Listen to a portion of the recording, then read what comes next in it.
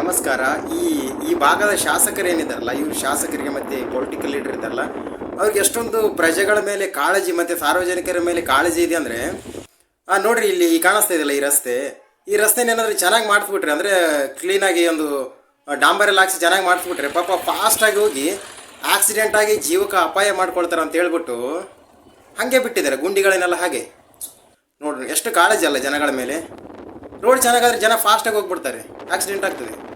ಹಾಗಾಗಿ ರೋಡಲ್ಲಿ ತಗ್ಗು ಗುಂಡಿಗಳೆಲ್ಲ ಇದ್ದರೆ, ಎಲ್ಲ ಹಳ್ಳ ಕೊಳ್ಳಗಳಿದ್ರೆ ನಿಧಾನ ಹೋಗ್ತಾರೆ, ಯಾರಿಗೂ ಏನೂ ಆಗೋದಿಲ್ಲ, ಎಲ್ಲರೂ ಚೆನ್ನಾಗಿರ್ತಾರೆ. ಎಷ್ಟು ಕಾಳಜಿ ವಹಿಸಿ ನೋಡಿ, ಎಷ್ಟು ರೋಡನ್ನು ಹಾಗೆ ಬಿಟ್ಟಿದ್ದಾರೆ. ಅಂದರೆ ಇದು ಬೇರೆ ಯಾವ ರೋಡಲ್ಲ, ಮಸ್ಕಿ ತಾಲೂಕಿನ ರೋಡು.